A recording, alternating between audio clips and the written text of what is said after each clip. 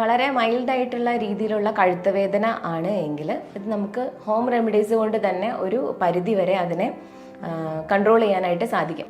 ഏറ്റവും അധികം ശ്രദ്ധാപൂർവം ചികിത്സിക്കേണ്ട ഒരു അസുഖം കൂടി തന്നെയാണ് കഴുത്ത് വേദന എന്ന് പറയുന്നത്.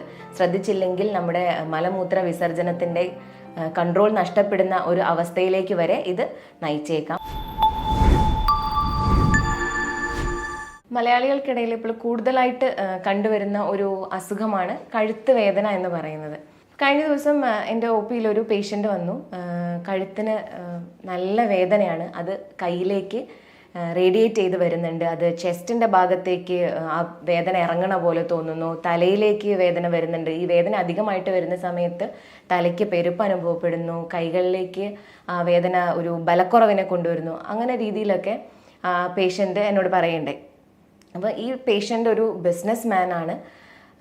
കൂടുതലായും ലാപ്ടോപ്പ് അല്ലെങ്കിൽ കമ്പ്യൂട്ടർ യൂസ് ചെയ്യുന്ന ഒരു ആളായിരുന്നു അത്. അതേപോലെ തന്നെ നമുക്കറിയാം, ഈ ബിസിനസ് മാൻ എന്ന് പറയുമ്പോൾ തന്നെ കൂടുതലായിട്ടും ടെൻഷൻ, സ്ട്രെസ് വളരെയധികം അനുഭവിക്കുന്ന ഒരു ആൾ കൂടിയാണ്. അപ്പോൾ ഈ ഒരു കഴുത്തുവേദനയും ഈ ജോലിയും സ്ട്രെസ്സും ഒക്കെ തമ്മിലുള്ള ബന്ധം എന്താണെന്ന് നിങ്ങൾക്കിപ്പം സംശയം തോന്നിയേക്കാം. അതായത് കഴുത്ത് വേദന കൂടുതലായിട്ടും വരുന്നത് നമ്മളുടെ കഴുത്ത് ശരിയല്ലാത്ത രീതിയിൽ വെച്ചുകൊണ്ടുള്ള ജോലികൾ ചെയ്യുമ്പോഴാണ്.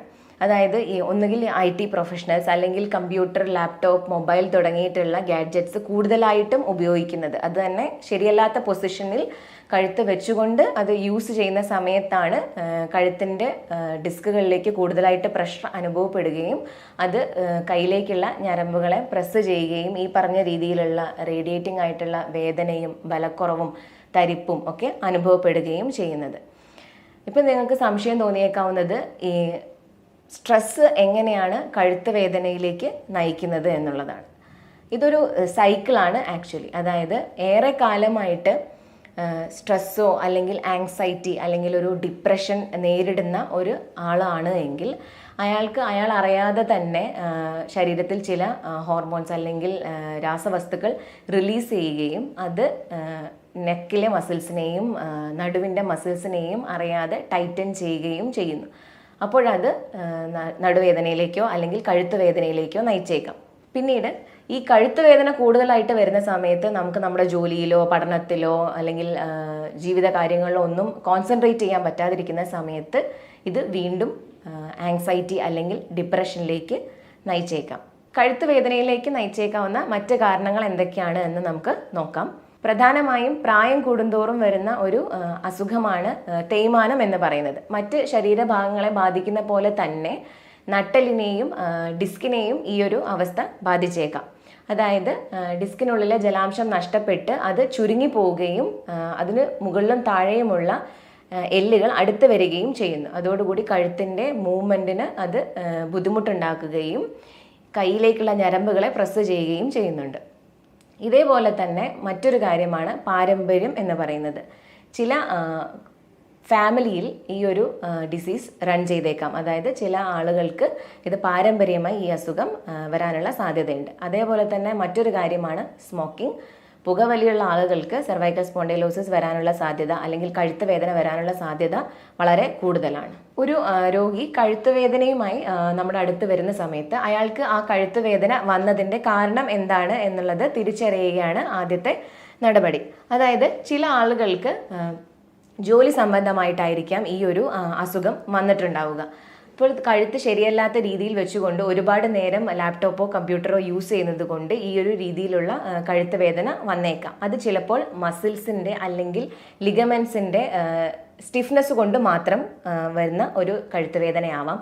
അല്ലെങ്കിൽ കൂടുതലായിട്ട് ഒരുപാട് നാളുകളായിട്ട് ഈ ഒരു രീതിയിൽ തന്നെയുള്ള ജീവിതശൈലി ഫോളോ ചെയ്തു വരുന്ന ഒരാളാണെങ്കിൽ അത് തേയ്മാനത്തിലേക്കും അതേപോലെ തന്നെ ഡിസ്ക് ബൾജിലേക്കും നയിച്ചിട്ടുണ്ടാവാം. അത് തിരിച്ചറിയുക എന്നുള്ളത് വളരെ പ്രധാനപ്പെട്ട ഒരു കാര്യമാണ്. അതിനായിട്ടാണ് നമ്മൾ എക്സ്റേ അല്ലെങ്കിൽ MRI പോലെയുള്ള ഇൻവെസ്റ്റിഗേഷൻസ് ഉപയോഗിക്കുന്നത്. അപ്പോൾ കഴുത്ത് വേദന നമ്മൾ ഏത് കാരണം കൊണ്ടാണ് എന്ന് തിരിച്ചറിഞ്ഞതിന് ശേഷമാണ് നമ്മൾ അതിൻ്റെ ചികിത്സയിലേക്ക് പോകുന്നത്. നിങ്ങൾ ഒരു കഴുത്ത് വേദന ഉള്ള ആൾ ആണ് എങ്കിൽ അത് എപ്പോഴും നമ്മുടെ മനസ്സിൽ ഈ ഒരു കാര്യം വെച്ചുകൊണ്ടായിരിക്കണം നമ്മുടെ ജീവിതം മുന്നോട്ട് കൊണ്ടുപോകുന്നത്. അതായത് നമ്മുടെ ജീവിത ശൈലിയിൽ ചില മാറ്റങ്ങൾ നമ്മൾ വരുത്തേണ്ടതായിട്ട് വരാം. അതായത് നിങ്ങളൊരു IT പ്രൊഫഷണലോ അല്ലെങ്കിൽ ആ രീതിയിലുള്ള ജോലി ചെയ്യുന്ന ആൾ ആണ് എങ്കിൽ എപ്പോഴും കമ്പ്യൂട്ടർ അല്ലെങ്കിൽ ലാപ്ടോപ്പ് യൂസ് ചെയ്യുന്ന സമയത്ത് കണ്ണിന് നേരെ ലെവലിൽ വരുന്ന രീതിയിൽ തന്നെ ലാപ്പ് അല്ലെങ്കിൽ കമ്പ്യൂട്ടർ യൂസ് ചെയ്യാനായിട്ട് ശ്രദ്ധിക്കേണ്ടതുണ്ട്. എപ്പോഴും കഴുത്ത് സ്ട്രെയിറ്റ് ആയിട്ട് വെച്ച് സ്പൈൻ സ്ട്രെയിറ്റ് ആയിട്ട് തന്നെ വെച്ചുകൊണ്ട് ജോലി ചെയ്യാൻ ശ്രദ്ധിക്കേണ്ടതായിട്ടുണ്ട്. സ്ഥിരമായി നെക്കിൻ്റെ മസിൽസിനും തോളിൻ്റെ മസിൽസിനും സ്ട്രെങ്തൻ കിട്ടുന്ന രീതിയിലുള്ള എക്സസൈസുകൾ ചെയ്യേണ്ടതായിട്ടുണ്ട്. വളരെ മൈൽഡായിട്ടുള്ള രീതിയിലുള്ള കഴുത്ത് വേദന ആണ് എങ്കിൽ ഇത് നമുക്ക് ഹോം റെമഡീസ് കൊണ്ട് തന്നെ ഒരു പരിധി വരെ അതിനെ കൺട്രോൾ ചെയ്യാനായിട്ട് സാധിക്കും. അതായത് ചെറിയ രീതിയിലുള്ള എക്സസൈസുകൾ ചെയ്യുക. എക്സസൈസുകൾ എന്ന് ഉദ്ദേശിക്കുമ്പോൾ കഴുത്തിന് ബലം കിട്ടുന്ന രീതിയിലുള്ള, കഴുത്തിൻ്റെ മസിൽസിന് ബലം കിട്ടുകയും അതേപോലെ തന്നെ സ്ട്രെച്ചിങ് കിട്ടുകയും ചെയ്യുന്ന എക്സസൈസുകളാണ് നമ്മൾ ചെയ്യേണ്ടത്. അതേപോലെ തന്നെ ചെയ്യാവുന്ന മറ്റൊരു കാര്യമാണ് ചൂട് പിടിക്കുക എന്നുള്ളത്. കാലങ്ങളായിട്ട് നമ്മുടെ വീട്ടിൽ തന്നെ എല്ലാവരും ചെയ്തു വരുന്നൊരു കാര്യമാണ് മസിലിന് വേദന വരുന്ന സമയത്ത് ചൂട് പിടിക്കുക എന്നുള്ളത്. അതേപോലെ തന്നെ റെസ്റ്റ്, ഏറ്റവും ഇമ്പോർട്ടൻ്റ് ആയ മറ്റൊരു കാര്യമാണ് റെസ്റ്റ് എന്നുള്ളത്. ഇതിൽ എക്സസൈസുകളിൽ എങ്ങനെയാണ് ചെയ്യേണ്ടതെന്ന് നോക്കാം. വളരെ എളുപ്പത്തിൽ ചെയ്യാവുന്ന ചില എക്സസൈസുകൾ ഞാനിപ്പോൾ ചെയ്ത് കാണിക്കാം. തലയുടെ ഒരു ഭാഗത്ത് കൈ കൊണ്ട് പ്രസ് ചെയ്ത് പിടിച്ച്, കൈ കൊണ്ട് പ്രസ് ചെയ്യുന്നതിൻ്റെ ഓപ്പോസിറ്റ് തല കൊണ്ട് പ്രസ് ചെയ്യുക. അത് ചെയ്യുമ്പോൾ 1 മുതൽ 10 വരെ എണ്ണുക. അതിനുശേഷം മറ്റേ കൈ കൊണ്ട് തലയുടെ സൈഡിൽ പ്രസ് ചെയ്തുകൊണ്ട് തല ഓപ്പോസിറ്റായിട്ട് പ്രസ് ചെയ്യുക. അതും 10 വരെ എണ്ണുക. ഇത് ഒരു 5 സെറ്റ് ആയിട്ട് നമുക്ക് ചെയ്യാം. അതേപോലെ തന്നെ ചെയ്യാവുന്ന മറ്റൊരു എക്സസൈസാണ് തലയുടെ പുറകിൽ കൈ പിടിച്ച ശേഷം കൈ മുന്നോട്ടും തല പുറകോട്ടും പ്രസ് ചെയ്യുക. നേരത്തെ പറഞ്ഞ പോലെ തന്നെ ഇതും 10 വരെ എണ്ണുക. ഇതേപോലെ ചെയ്യാവുന്നതാണ് കൈ തലയുടെ മുൻഭാഗത്ത് വെച്ചതിന് ശേഷം പ്രസ് ചെയ്യുന്നത്. ഇതും ഒരു 5 സെറ്റ് നമുക്ക് ചെയ്യാവുന്നതാണ്. നിങ്ങളൊരു കഴുത്ത് വേദന കൊണ്ട് ബുദ്ധിമുട്ടി തുടങ്ങുന്ന സമയത്ത് ഏറ്റവും ആദ്യം ചെയ്യേണ്ടത് ഒരു വിദഗ്ധ ഡോക്ടറുടെ അഭിപ്രായം തേടുക എന്നുള്ളത് തന്നെയാണ്. ഈ ഡോക്ടറുടെ അഭിപ്രായ പ്രകാരമാണ് മൈൽഡായിട്ടുള്ള ഒരു കഴുത്ത് വേദന മാത്രമാണ് നിങ്ങൾക്കുള്ളത് എങ്കിൽ നേരത്തെ പറഞ്ഞതുപോലെയുള്ള ഹോം റെമഡീസുകൾ ചെയ്യാവുന്നത്. അതായത് എക്സസൈസ്, ഹീറ്റ് അപ്ലിക്കേഷൻ, റെസ്റ്റ് പോലെയുള്ള കാര്യങ്ങൾ മൈൽഡായിട്ടുള്ള കേസുകളിലാണ് ചെയ്യേണ്ടത്. കുറച്ചുകൂടെ മോഡറേറ്റ് ആയിട്ടുള്ള കേസുകളിലാണ് സ്പൈനൽ ഡീകംപ്രഷൻ തെറാപ്പി പോലെയുള്ള ട്രീറ്റ്മെൻറ്റുകൾ ഫലപ്രദമായി ചെയ്യാവുന്നത്. സിവിയർ ആയിട്ടുള്ള കേസുകളിൽ നമ്മൾക്ക് ചിലപ്പോൾ സർജറിയിലേക്ക് പോകേണ്ടി വന്നേക്കാം.